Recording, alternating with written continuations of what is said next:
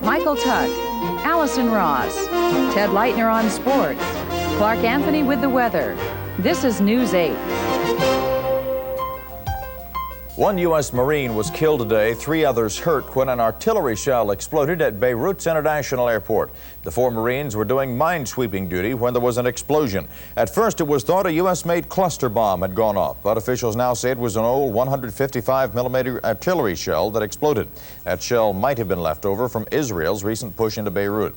President Reagan expressed shock and sorrow over the accident. All 4 Marines had just arrived in Lebanon yesterday as part of a multi-nation peacekeeping force. Allison? Mike, 5 people are in a Chicago suburb are dead tonight from cyanide poisoning after swallowing what they thought was extra-strength Tylenol. A 4th person also took similar tablets and is not expected to live. The maker of Tylenol, McNeil Consumer Products Company, says the Tylenol bottles were apparently tampered with while still on the store shelves. But just to be safe, McNeil is recalling more than 93,000 bottles of Tylenol. The lot number is MC2880. However, it is thought to have only been sold in the Chicago area. A Buddhist monk is in jail tonight, charged with killing a jewelry store owner. That murder took place last night in East San Diego. News 8's Gene Cubison is in the Channel 8 newsroom with the latest on this case. Gene? The murder victim was an elderly Vietnamese woman who fled Saigon with her large family in 1975. At first, police were given some leads pointing to a gang of extortionists suspected of plaguing the Indo-Chinese community. Instead, they wound up booking the leader of the Buddhist sect to which she belonged. Police and paramedics were called to the Saigon jewelry shop around 6 p.m. Wednesday following a report of a possible shooting and robbery. In the back of the locked store, they found the body of the owner, 63-year-old Quay Nguyen, who appeared to have died of head injuries. In the front, they found a man also suffering of head injuries. He was taken for treatment at Villaview Hospital, then, after questioning, was arrested as the murder suspect. His name is Man Van Long. He's 31 years of age. He was dressed in the robes and garb of a Buddhist monk, and we're still trying to determine whether he actually is a Buddhist monk. Investigators now say Luong is indeed a Buddhist monk and that Nguyen was a worshiper in his group. However, they declined comment on a motive other than to rule out robbery. It would appear that some sort of a struggle and altercation went on in a back storage room where the victim was discovered. And the homicide weapon? It appears to be a bludgeoning. We're still examining different implements in the room to determine which of those were used as a weapon. The weapon turned out to be a jeweler's stone, which was found broken near the victim's workbench. Early this morning, Luong was booked at University Hospital, where he's undergoing further treatment and will remain under police guard pending his transfer to county jail. Gene Cubison reporting from the Channel 8 newsroom. A pre-sentence evaluation of draft protester Ben Sassway says the 21-year-old is relatively unsophisticated and politically naive. That evaluation has been turned over to Judge Gordon Thompson, who is scheduled to sentence Sassway on Monday. The report also says Sassway is intelligent and has high moral standards. Sassway was convicted last August 26th. He's been held at the Metropolitan Correctional Center ever since. A ruling in a San Diego County Superior Court could have statewide ramifications. Judge Ed Butler says tax limitations imposed 4 years ago by Proposition 13 do not apply to assessment districts for counties and schools. Now, in essence, his ruling allows schools and counties to raise taxes within their areas of jurisdiction to whatever level necessary to cover the costs of improvements to education, streets, sewers, and storm drains. Runway improvements at Lindbergh Field are being delayed, and other construction is halted as a result of a strike by concrete workers. That strike is now in its 3rd week, and as News 8's Jesse Macias tells us, there is little hope for a quick resolution. Members of Operating Engineers Local 12 have been on strike since mid-September.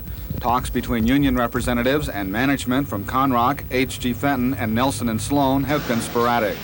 Both sides still appear far apart on such issues as working hours, wages, and other benefits. The average salary for operating engineers is about $15 an hour. In front of the Nelson and Sloan site, striking union members told us they're united, but since no strike fund was established, each striking member must fend for himself. Well, I tell you myself, it's not going to be for too much longer. Getting kind of thin, running out of money. I guess they have no strike fund. It's just hard to say. But how effective is the strike? At Nelson and Sloan, owners have hired non-union replacements, so there doesn't appear to be a tremendous shortage of cement. In addition, Teamsters driving cement trucks can transport the cement to a construction site as long as there is no picket line outside that area. One project which is being delayed is the secondary runway at Lindbergh Field. Meanwhile, no meetings are scheduled this week between the two sides. Jesse Macias, News 8. Construction is still years away, but the final legislative approval has gone through to get a bullet train speeding between San Diego and Los Angeles. That line will be modeled after the bullet trains of Japan, and reaching speeds of 160 miles an hour, it'll run the distance in less than 1 hour. The legislation signed sets up a commission to authorize the sale of bonds for that project. It's expected to cost $2 billion to get the bullet train on track. Authorities at this hour are continuing their search through the San Diego Zoo. They're looking for a Tucson man known to be mentally impaired, and they believe he may be hiding in the zoo because of his profound love of animals. News 8's Dave Cohen with this story. Tony Martinez last was seen September 13th when he left a halfway house in Tucson. The 5'4", 110-pound Martinez is 40, the victim 2 years ago of a tire rim explosion that caused brain damage. A massive forehead scar is a vivid reminder of the accident. Tony's brother Frank lives in El Cajon. He feels certain Tony came here. Well, when I was in Tucson last week, I was informed by a party that Tony wanted to come over here to see me and come to the zoo.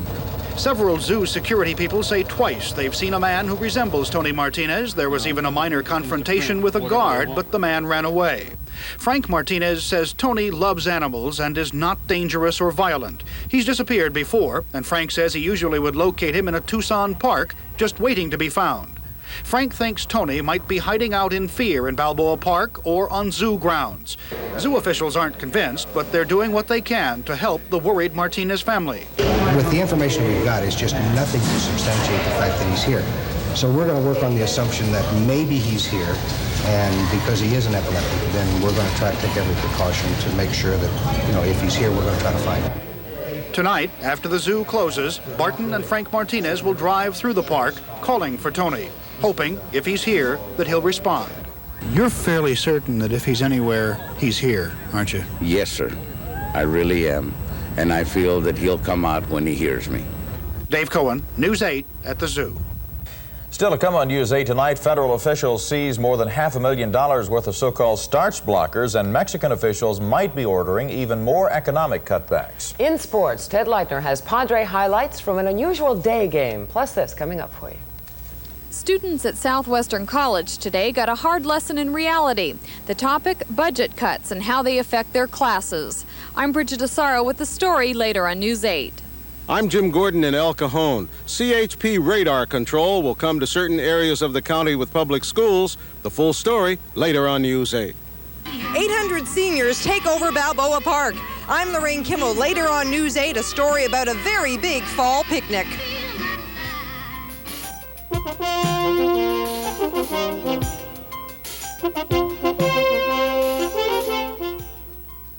Hi, I'm Mark Walton. And I'm Jeannie Miller with 5 good reasons to watch San Diego's PM magazine. There's Chef Tell, the chef with a flair for fun. Maria Shriver with What Makes Hollywood Sizzle. Joan Embry, catching animals in action. Linda Harris, Discovering America. And newcomer Ken Hur. You know, some lawyers just look out for themselves. But I'm different. I'm looking out for you. Join them and us for San Diego's PM magazine. Weeknights at 7 here on Channel 8. Federal agents today announced the seizure of nearly $500,000 worth of starch blocker tablets. The FDA pulled the controversial dietary aid from store shelves back in July. That's when it was determined that the starch blocker was a drug and not a food product, a ruling that manufacturers are still contesting in court. U.S. Marshals in the last couple of weeks have raided 6 different factories where the tablets had been illegally manufactured. Mike. Allison, a warning for some people. Speed in a school zone, and you may soon learn your lesson the hard way with a traffic ticket. County Board of Supervisors and Highway Patrol have joined forces to cut down on school zone speeders. Included in the program are more radar guns and warning signs. News ACM Gordon has details. Students from 7 East County schools will be first to benefit from the CHP using radar to catch and sight speeding motorists. When the signs go up along Pepper Drive warning this area patrolled by radar-equipped CHP units, one estimate says speeding may drop 40%. CHP officer Bob Melton says some motorists ignore all the signals to slow down, the flashing lights, warning signs, even school crossing guards. The California Highway Patrol does not have radar per se. It's only at the invitation of the county or the community that we involve ourselves with the use of radar. We do not use it, and we have specific instructions not to use it on freeways or expressways. Our full intent for this area in the East County is to use it on specific streets that are contingent to school grounds. Supervisor Paul Fordham represents the area. He pushed the idea after receiving complaints from parents and teachers at 14 area schools in Lakeside, Spring Valley, Mount Helix, Santee, El Cajon, and isolated pockets of the county. There are 3 schools along Pepper Drive in a matter of blocks. The posted speed limit is 35 miles per hour. But at almost any time of day, vehicles travel a lot faster. It's estimated that the Radar Enforcement Patrol will take about 2 months to get underway and back up the school patrol and make sure that children attending schools along this area are safe. Jim Gordon, News 8, El Cajon. About 40 workers at Solar Turbines in San Diego will not lose their jobs tonight thanks to a new contract awarded to Solar by the Air Force. Solar has been ordered to build 20 portable gas generators that will be used by the Air Force's Rapid Deployment Force. Originally, there was some concern as to whether the Air Force wanted gas or diesel-powered generators, but Congressman Duncan Hunter pushed for the Solar contract, and today the Air Force agreed to it. So-called slumlords, beware. The state plans to make life tougher on you, much tougher. Landlords who are convicted more than once in a 5-year period for violating health and safety laws now face stiffer fines. That the result of a bill signed into law by Governor Brown. The bill's author, Assemblyman Mike Roos, calls the stiffer fines a pioneer step in the battle against a vicious human being, the uncaring landlord. A place that offers help to the down and out here in San Diego has received some help of its own tonight at a time when it's most needed. The St. Jude's House on 14th Avenue closes its doors tonight, having been evicted from that location. But St. Jude's is not without a place to go. Boxes are being packed and moved to a new location, this one on Upas Street. An anonymous donor has paid the first month's rent, a much-needed gift for a place that helps people in need. That's some good news there. Clark Anthony, yes. Just one more thing. I wanted to tell you that over the years, St. Jude's has helped more than 4,000 people. It's yes, a lot. It certainly has. Clark Anthony's weather forecast coming up right after this.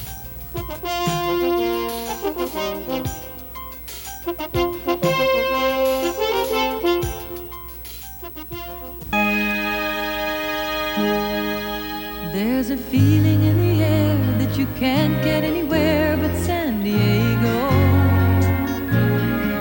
I taste 1,000 yesterdays and I love the magic ways of San Diego.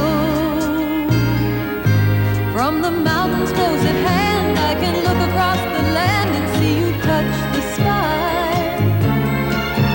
From the deserts glow to where the sunsets go, we're all good neighbors passing by.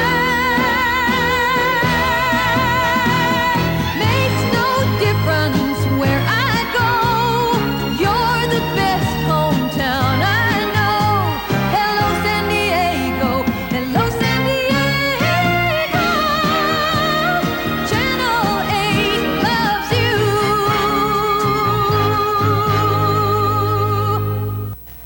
The Scripps Climate Research Group has just thrown a damper on all those die-hard believers of the Old Farmer's Almanac. The almanac says we're in for a drought this winter, but meteorologists at Scripps say there's no way to accurately predict that far in advance. In fact, they say it's sometimes hard to forecast the weather just 2 or 3 days in advance. One person who makes his living by trying to tell us what the weather will do says if you flip a coin, there's a good chance you'll be right. We aren't going to tell you what that person's name is. However, we will give you his initials, Clark Anthony. That's right. You're just uncovering all kinds of secrets. Yes, you we also are. mentioned yesterday that if I mention everything that's possible, then some of them are bound to come true. I've been catching on to that in recent years, watching you do this job. Well, it is working, and I want to emphasize what Allison just said. It is difficult even 3 days in advance to forecast the weather. It is. Anything beyond that is a guess, and sometimes even that is a guess. But I guess it was beautiful today in San Diego. Are there any complaints from anyone? I don't hear anything, so we'll move on, I guess. Old business, new business, and plenty of sunshine in San Diego. These pictures were taken in downtown San Diego, though downtown El Cajon looked about as beautiful today, as did downtown Julian, I imagine, with their warming up for the Apple Festival, or maybe cooling off for the Apple Festivals up there. There's our San Diego trolley, also nicknamed the Tijuana trolley from time to time. Temperatures this afternoon were comfortable in the 70s and 60s in some places, but overnight last night it was chilly, especially in the mountains and foothills and out in the southeast county. Palomar was down to 36 for their overnight low. 30s also at Laguna and Campo overnight. As I say, comfortable by this afternoon, but chilly with clear skies over San Diego last night. 74 was our top at Lindbergh Field, overnight low 59. People still ask about Hurricane Paul and what effect that could have on our San Diego weather. The good news is no effect for us. Obviously, it has already had a giant effect in some sections of Mexico. That was our lead story at the top of the 5 o'clock hour tonight. You know about what has happened down there, but as you see from the satellite picture, most all of the cloudiness and precipitation is well to the east and south of us. It is moving through Mexico and on into Arizona and some parts of Texas and New Mexico. El Paso, Texas had about 4 feet of water floating through down some of their streets today. A lot of street flooding because of the heavy rain there. This is now moving on up into the plains, and as I say, it has passed by us without any weather whatsoever. The snow you see over the parts of the Rockies and on into some sections of the Midwest, actually the snow at the higher elevations is a different storm system altogether. That came out of the northwest, and it is also not affecting our area, but there has been heavy snow up around Yellowstone National Park with about 8 inches, as much as a foot of snow in some of the mountain areas up there. We are well protected by high pressure once again. This is usually a friendly sort of thing for us, and is once again all of the storms from the north are going this direction. Nothing is coming at us from the south, so as the high pressure dominates for the next couple of days, it'll be clear skies. In fact, if anything, as this high moves inland, we could even warm up a little bit. More of an easterly flow and at least very dry air over California, and that is what we were looking at all the way through the weekend and into the beginning of next week. So, good weather for San Diego people, the kind you came here for. All of this is well to the east of us. What is happening in the Midwest is not terribly exciting. A few showers here and there, but a lot of sunshine. Warm in some of the southern sections of the U.S., 89 down in Dallas and Fort Worth this afternoon, but 82 degrees up at Alpena, Michigan was a record high temperature for them for this particular date, as you might well imagine, up in Michigan in the middle of, or the end of September and into October. 76 at Atlanta, 63 at New York City, fairly comfortable there this afternoon. Here's our sunset picture for this evening. Nice one, taken by Lisa O'Hara of Escondido, but this is San Elijo State Beach up near Carlsbad. And the forecast, we have a few night and morning low clouds, but certainly nothing that's going to pertain to messing up a sunset or a sunrise, most likely. Cool nights, clear air, and high temperatures tomorrow about the same as today. That would be the 70s, perhaps inland creeping into the 80s here and there. The beach is very comfortable in the 70s. The extended forecast for the balance of the weekend and the beginning of next week, some night and morning low clouds, but mostly sunshiny days. Good weather for San Diego people. Nice weather for baseball. Certainly is for the last day of September, right? Yes. One more day and we're into October, and we get heading toward the Fall Classic. Oh. I'm looking forward to the Fall Classic. We're talking about your cliche-ridden anchorman here. I mean, sportscasters are bad enough. You know the big one this year? Dodge the bullet. Have you listened to any broadcasts of football and baseball games? Whenever a team fumbles or something like that, or they get the bases loaded and they get out of it, the sportscaster invokes that, well, that team dodged another bullet. It's like George Carlin's routine about the war analogies in sports, how he seemed to somehow make it into World War III, and I ain't real sure why. Speaking of war, and the Padres, of course, play this afternoon, and we'll have the highlights of that game in the regular segment of sports as opposed to this irregular segment. Watch this war-like collision in last night's ballgame. Terry Kennedy, a base hit. Collision at the plate. Tony Gwynn, and Dave Van Gorder, who held on to the ball, and Tony had to leave the game. Tony's had a broken wrist. You see his right wrist is still taped up and really lands on it, but there is no injury report with him, so he is okay. That's one of the major league collisions that the Padres have had at home plate all season long. We'll look at their lowlights of today. Cincinnati, which had a great opportunity to lose 100 games in a season for the first time ever, didn't do it. They beat the Padres with home runs. We'll show you that. Hal has a report on one of the good things, and there have been many, honestly, one of the good things that has come of this 82 Padres season. We will look at the results of the Dodgers from last night, and our football classic. Since we have no pro football, we're showing some of the old-time stuff. We will show you the very first Super Bowl game ever played, Super Bowl I, just in case the one this January is not around. You're not reneging on that prediction that the Dodgers will win the NL West, are you? Well, I possibly might be forced to in a couple of days. I might want to revise that because they're taking a big gag. They sure are. Back with more news right after this.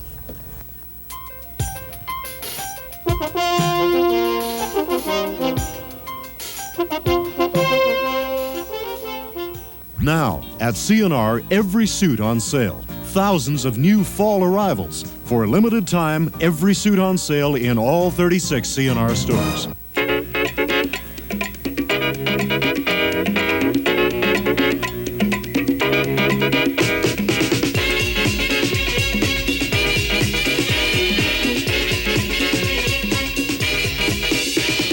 Not everyone is cut out to be a cop, but if you are, the San Diego County Sheriff's Department has a job for you.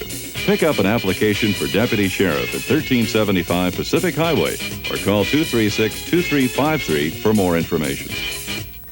Baja California Governor Roberto de la Madrid is expected to announce continued austerity programs designed to battle the effects of Mexico's peso devaluation. De la Madrid will deliver his annual State of the State address tomorrow in Mexicali. Sources close to him say he will call for continued state spending cuts as well as cuts in fuel allocations for state vehicles. Mexican and American border businesses have suffered severe cash flow problems ever since the peso devaluation. There is word tonight that the Federal Reserve Bank of New York swapped $700 million in exchange for an equivalent amount of Mexican pesos just before that devaluation took place. That swap was requested by Mexico, but officials now fear that that money will never be paid back. Since the August 5th devaluation, the peso has dropped almost 100% in value against the U.S. dollar. If the $700 million worth of pesos were to be paid back at current rates, the Federal Reserve would receive about half as much as it originally intended. Mike. Allison, the impact of state budget cuts are just now starting to be felt at community colleges throughout California. Southwestern College here in San Diego County, certainly no exception. Students there turned out in number today to find out how those cuts will affect them. News 8's Bridget Asaro has the story. There is a state budget made up in Sacramento. There is a regular chain of command that's put together under the governor of the state that comes under the head of education. As much as it sounds like it, this isn't a class in civics. Most of these people in the Southwestern College lecture hall are fine arts students, seeking answers to their burning questions about proposed cuts in their classes. Like all other community colleges, Southwestern has suffered tens of thousands of dollars in cutbacks from the state, and that's resulted in cuts in a great many physical education and fine arts classes. Some cuts mandated on the state level, others by Southwestern administrators. You need to start cutting back stuff like your basic music classes, and people just don't get enough. It keeps you off the streets a lot of times. I know, like I spent 6 years playing the trumpet, and it kept me out of trouble a lot of times. The students are angry that they had no input as to which classes will be cut next semester. They're angry that the school recently bought computers for technical courses and has let other departments go relatively unscathed. Teachers and administrators who called the meeting gave their blessings to students' plans to contact local politicians and state legislators, but they came up with few remedies of their own. Students say that the state legislators and the school are basically pitting Pac-Man against the Mona Lisa, and they happen to prefer her. They also say that history shows in the long run it's the arts that make the meaningful and lasting contributions to society. Bridget Asaro, News 8, Southwestern College. University officials say San Diego State could stand to lose up to $1 million in state funding because of a drastic drop in student enrollment there this fall. SDSU administrators are trying to figure out just what caused that loss and the impact it'll have on the university, especially the faculty. Anywhere from 40 to 60 faculty positions for the spring semester could be cut if the university has to refund all that money to the state. Water slides, mechanical bulls, Ferris wheels. They all have several things in common, but the most obvious, they generate a lot of fun. They also generate a lot of injuries. Connie Healy has details tonight on Consumer Helpline. Connie? Allison, most amusement rides do have a certain element of danger involved, and that element must be increasing because injuries are on the rise. The Ferris wheel, the tilt, the bumper cars, and all the other old amusement park standbys have been a source of entertainment for years. Recently, two modern-day amusement rides have been added to the list, the mechanical bull and the water slide. And are they popular, especially in hospital emergency rooms? In 1981 alone, an estimated 4,000 people were injured in this country on amusement rides, and the two biggest offenders were none other than the mechanical bull and the water slide. However, according to the Consumer Product Safety Commission, amusement park rides continue to do their part in generating injuries. In that year, 300 people were injured on Ferris wheels. Bumper cars racked up 321 injuries. Here's an old favorite for the stout-hearted, the roller coaster. This ride was responsible for 285 injuries in 1 year. Your basic kiddie rides left 487 children hurt. The Whip and the Tilt claimed 279 injuries in 1981. And your more specific rides and daring, such as the Octopus and the Loop and balloon rides, rounded off the list of injury-prone pastimes. According to the study, all this fun resulted in a 40% increase in injuries last year. To say the very least, the Consumer Product Safety Commission considers that high an increase statistically significant. Up on first thought, it would be likely to assume that the tremendous increase would be entirely due to the popularity of newer rides like the Mechanical Bull. But the Consumer Product Safety Commission is more concerned with amusement park rides and says that they will be monitored more closely. You know, what always concerned me and probably a lot of people is how fast some of the carnivals and amusement parks go up. You never quite know, you know. You're not there watching those rides be put together, and the rides go so fast. Thanks, Connie. World leaders may soon jostle elbows at the Hotel del Coronado. Word from Washington tonight is that the Hotel del is being considered as a possible site for next summer's 7-nation economic summit meetings. The hotel is reportedly favored by President Reagan, offers more than adequate security, and is close to the presidential ranch in Santa Barbara. Countries that take part in the annual meetings are the United States, Great Britain, France, West Germany, Japan, Canada, and Italy. Coming up tonight on the 6:30 edition of News 8, USD's football team goes big time this weekend because of the NFL player strike. CBS is carrying the USD game this Sunday. How do the players and coach feel about making their network debut? News 8's Dave Cohen reports tonight on News 8 at 6:30. Plus this coming up. I'm John Kalia, and the building behind me has been passed and sold more times than an overgrown antique. She's taken more standing 8 counts than a punch-drunk fighter. She's the El Cortez, and we'll have a special report on her on the 6:30 edition of News 8.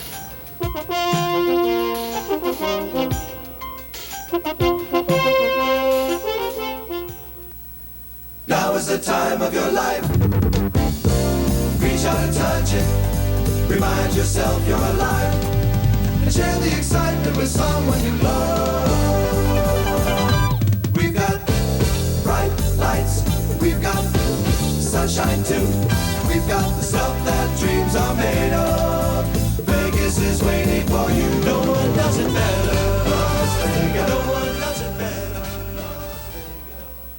When you need the news is now on KCNN All News 1360. Fast-breaking, hard-hitting, concise, local, national, and world news when it happens on KCNN All News 1360.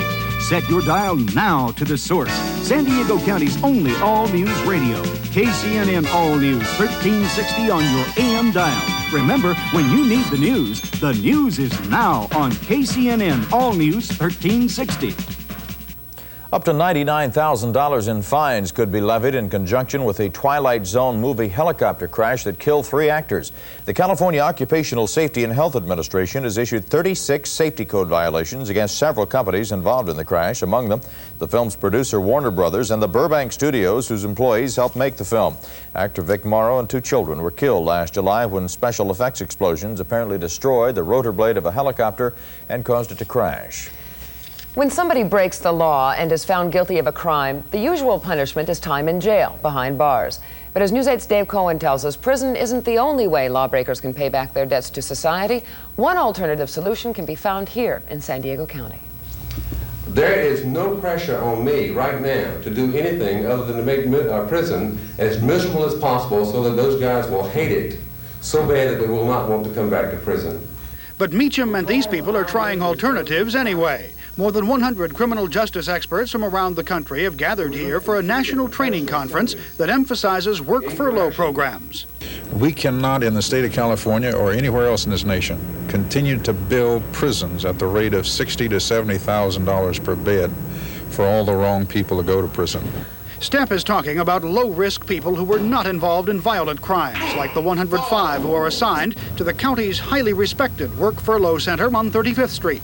Work furlough is a process where an individual in custody continues to work, provides for his family, is not a drain off county resources as far as programs for welfare. We take his money as he gets his paycheck, deposit it. We will issue in his behalf to creditors, to family, money on an ongoing basis, plus collect from him at the rate of $9 a day for his workday stay at the Work Furlough Center. The daily fees return to the county about 40% of the center's costs. Prison doesn't do that. But as Oklahoma's Meacham points out, work furlough programs and other alternatives to incarceration face an uphill battle for support and expansion. The people who advocate such programs often are perceived by the public as soft on crime, and that's not a popular label these days. Dave Cohen, News 8. People in our news tonight include Dodger pitcher Fernando Valenzuela and his wife. Mrs. Valenzuela gave birth to a 7-pound, 14-ounce slugger today in Los Angeles. The Valenzuelas have decided to name their new bundle of joy, what else? Fernando Jr. Marie Osmond, or rather Marie Osmond Craig, expects her first baby in the spring. She and ex-college basketball player Steve Craig were married June 26th of this year. Marie is currently in the middle of a tour with her musical family, the Osmonds. She says she plans to keep working as long as she possibly can. Marie's baby should be born sometime in late April. Joe DiMaggio has ended a 20-year tribute to his ex-wife, Marilyn Monroe. Without explanation, DiMaggio canceled the order for roses he's had delivered to Monroe's crypt for the past 2 decades. The beautiful Marilyn died on August 5th, 1962. DiMaggio's roses began arriving 3 times a week shortly afterward. Allison, Thursday nights in the new fall television lineup seem to offer just a bit of everything. ABC offering comedy and a news program, CBS featuring cops and robbers and nighttime soaps, and NBC offering award-winning drama. Here's a look at the Thursday night schedule now from TV critic Tim Nedak. Thursday night is an evenly matched night on television. Now, ABC will try to build up its block of comedies, starting at 8 o'clock with a spin-off from the Happy Days show called Joni Loves Chachi. Now, these characters are already well established, they're already well liked. In fact, Scott Baio is somewhat of a teen idol nowadays. This show should do very well. Followed at 8:30 by a newcomer, Star of the Family. Now, Star of the Family could use a little star power itself. It's a comedy about a depressing fireman whose wife ran off with a bellhop and whose 16-year-old daughter is trying to make a career in show business. You're gonna go on TV in that outfit? But Daddy, this is what all the big TV stars are wearing today. Harry Reasoner isn't wearing it. Doesn't that look like fun? Ted Night returns in Too Close for Comfort at 9, a solid show for ABC. Tonight's episode will be an hour long, so Muriel will have time to have her baby. Next week, It Takes Two will premiere in a 9:30 time slot. Now, It Takes Two is a comedy about a big city doctor whose wife becomes a prosecuting attorney. Patty Duke Aston and Richard Crenna are the stars. 2 intelligent actors, a sophisticated contemporary script. It'll never make it on TV.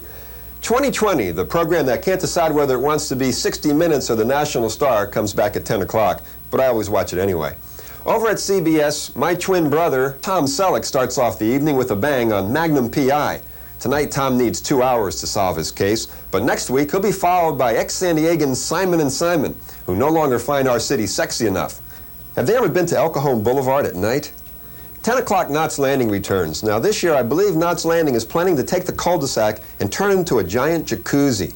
NBC will start their evening off with a very good show, Fame. Fame will have a tough time in the ratings going against Magnum, but I'm glad to see NBC sticking with this show. It's full of talented people.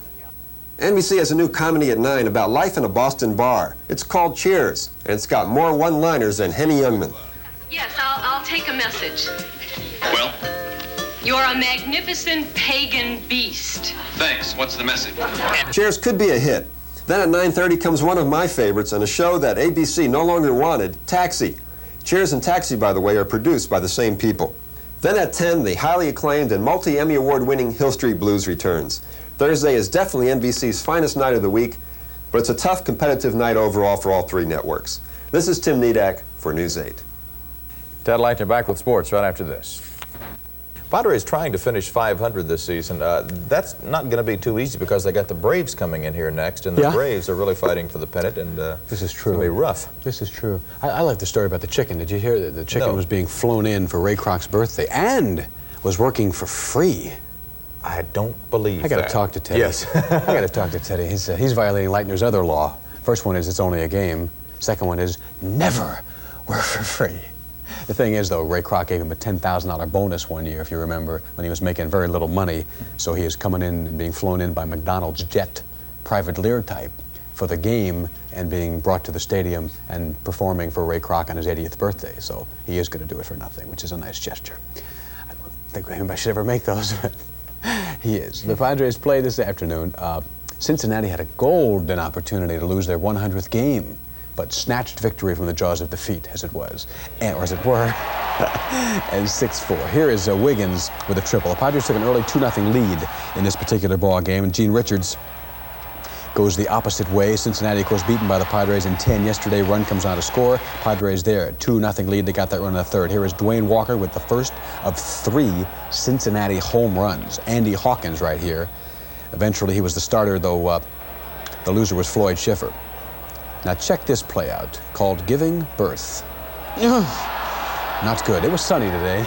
Play-by-play man will have to jump in there with an excuse. In that particular case, happens to be true. The sun is very, very difficult on those day games on the left field side. So there's the 2 runs in the 5th. And again, after Cincinnati had taken the lead, Bavaca with a pinch double to score a run. Padres eventually get themselves a lead, 4-3.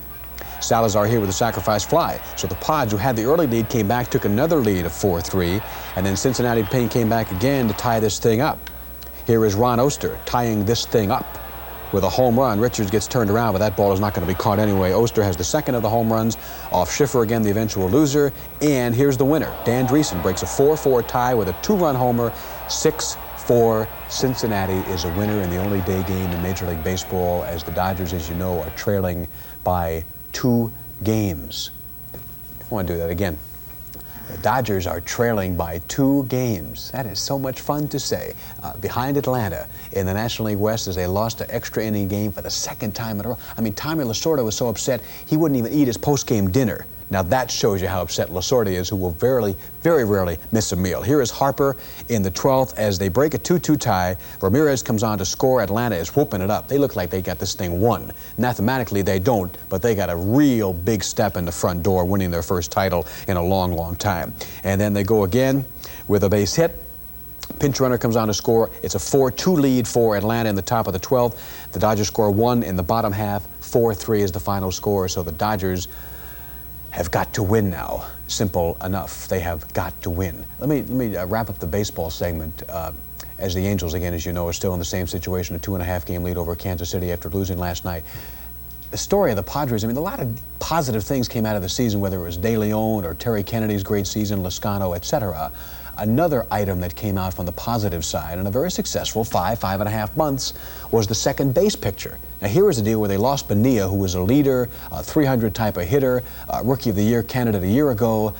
And they get Tim Flannery, and they wind up in an extremely advantageous situation. They substitute for Bonilla, and they wind up with another major leaguer against 47,000 odds. Here's a report from Hal Clement on not only the overall season, but Flannery's in particular. Tim Flannery has proved his point. When Juan Bonilla was hurt back in May, Flannery got the Padres' second base job. He said at the time he just wanted a chance to prove he could be a starter in the big leagues. Well, he got that chance and made the most of it. I'm very satisfied. Hal, the whole season, I think, has been fun. It's been a very good experience for the ball club. We had a chance to experience some pressure, and I think it'll help us next season. When Flannery first took over for Bonilla, Padre manager Dick Williams was not a big Flannery fan. You remember he criticized Flannery in the media. He made it very clear he would prefer another second baseman. Well, Williams has changed his tune. I readily admit I didn't think Timmy could go for any extended length of time. He hadn't in the past. He showed me that he could certainly take advantage of a situation and just done a fantastic job. He's improved, I'd say, 1,000% on the pivot. Had some key hits for us and is a big asset to this ball club. Now Bonilla is back and he will be the Padres' second baseman next season. So what about Flannery in 1983? If I'll start, I'll back up, I'll pinch hit, whatever I have to do. That's my job. He's great to have in a ball club. What the situation finally finishes up at, where he'll be, I couldn't say, but he's going to be somewhere. He's going to be somewhere on this ball club, whether he's a platoon or whatever, because he's a big asset. We're happy to have him. The whole thing, I will give credit to Dick Williams. He's taught us winning baseball. He's taught us fundamental baseball, something that we've never known here, and he's made the game, made it fun. Dick Williams and Tim Flannery, a mutual admiration society. Who would have thought it? Hal Clement, News 8, at the stadium. The owners and players are meeting in Washington. They are accomplishing nothing. There is no progress reported, so I got to show you some football. Yesterday we looked at the 58 title game between the Colts and the New York Giants, the overtime game. This is the first Super Bowl game played just in case we've seen our last for a while, perhaps, this is Super Bowl I, Green Bay, Kansas City, back in 1967. Enjoy it. Super Bowl I, 1967. Bart Starr hit Max McGee with a TD toss, and Green Bay led Kansas City 7-0. Len Dawson to Otis Taylor. The Chiefs storm back, 1st and goal. Moments later, Dawson looped a pass to Curtis McClinton in the corner of the end zone, and the game was tied. But not for long. Green Bay's Jim Taylor cut back and scored, dragging tacklers along with him. The NFL Packers were routing the AFC Chiefs as Willie Woods intercepted a Dawson pass and ran the ball all the way down to the Kansas City 5-yard line.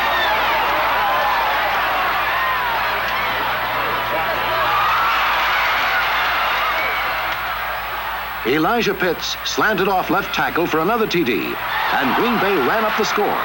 For the legendary Vince Lombardi, the first of back-to-back Super Bowl championships. Remember the way Ray Scott used to broadcast those Green Bay games? It was a matter of such few words. He'd say, star, Dowler, touchdown. He never got excited, and they scored all the time. James Kinchin of San Diego fighting the main event in North Park against Tommy Howard of Seattle, a 10-round fight tonight. I was an AFC aficionado in those days, and I remember how disappointed I was in the first 2 Super Bowls, but the third one when the Jets came along. AFC has seemingly caught up. I think so. Yeah. Back with more news right after this.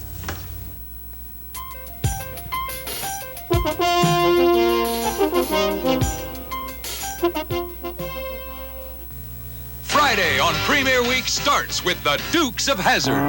It's gold. Real gold, honey. Have the Dukes struck it rich? Go! Gold! Followed by the season premiere of Dallas. I want to remove JR as president of Ewing Oil. JR loses his company, and the family now faces a potent new enemy. Then, I refuse to give up half of Falcon Crest. while Angela and Chase battle over their inheritance, a new threat could grab Falcon Crest. It all begins Friday at 8 on Channel 8. A team of Soviet investigators began sifting through the rubble of that Russian jetliner that skidded off a runway yesterday in Luxembourg. There were 77 people on board as the plane burst into flames. A Luxembourg government spokesman now says the death toll is nowhere near as high as previously thought, that 5 people did die, all of them from Luxembourg.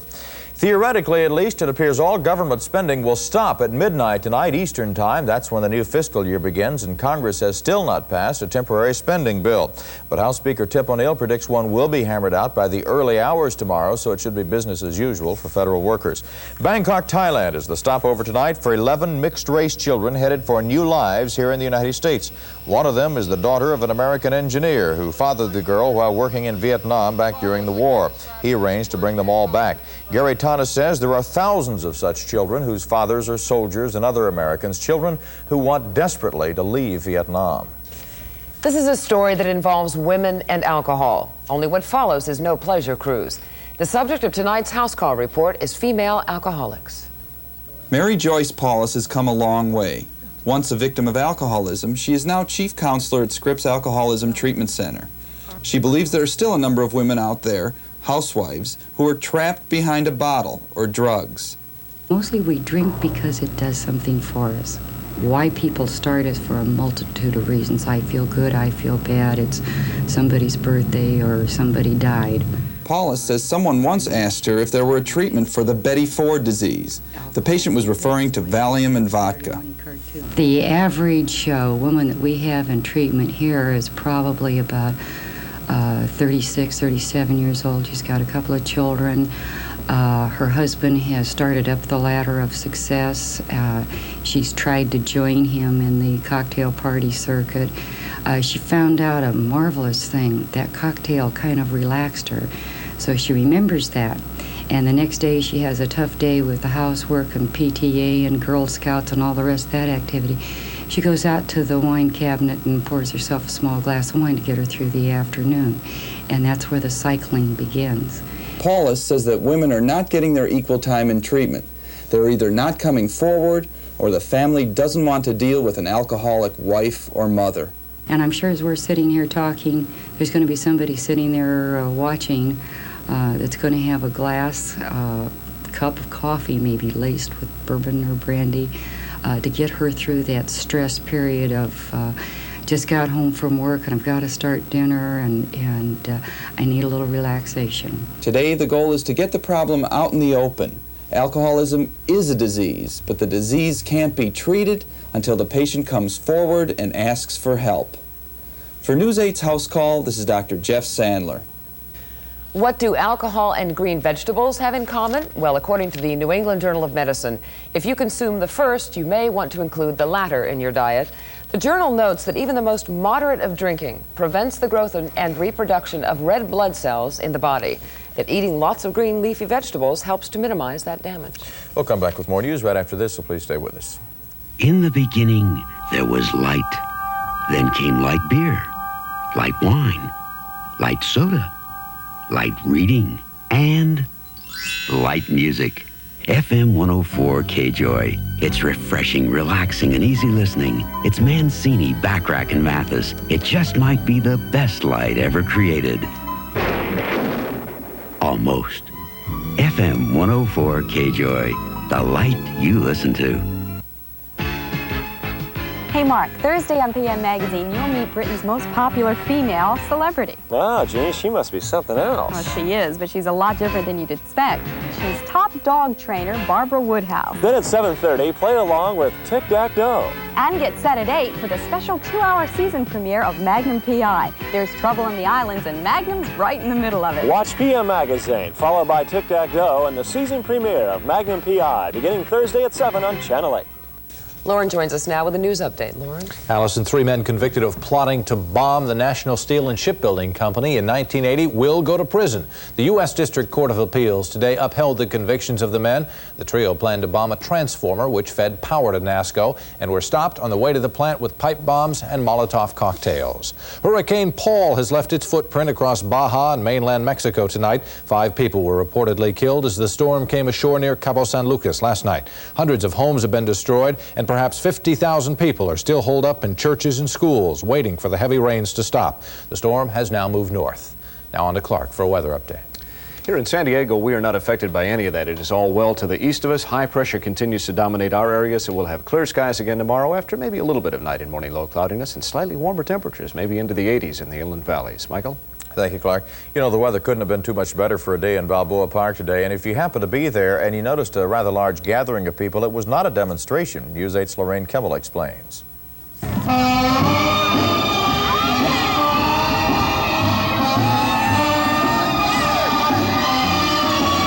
The stripper performed by seniors, like 95-year-old Sophie here.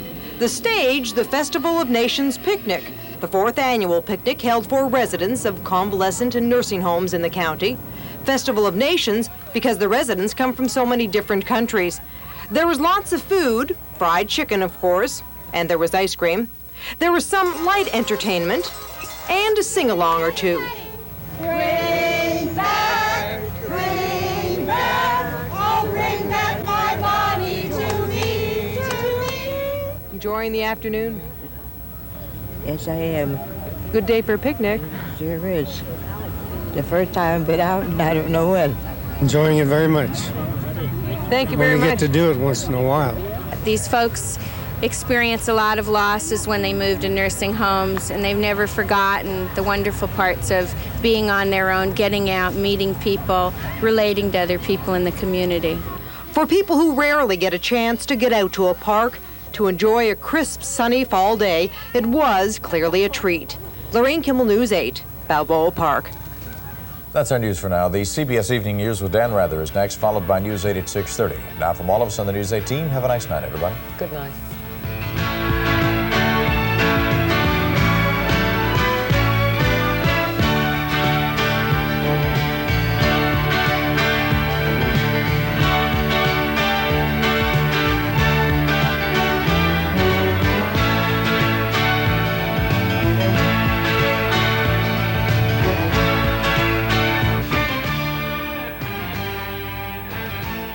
Now an editorial by Robert L. Myers, President and General Manager of the KFMB stations.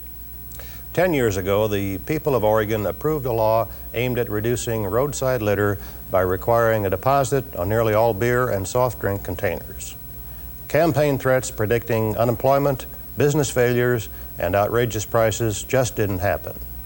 Since its passage, the measure has enjoyed strong public support.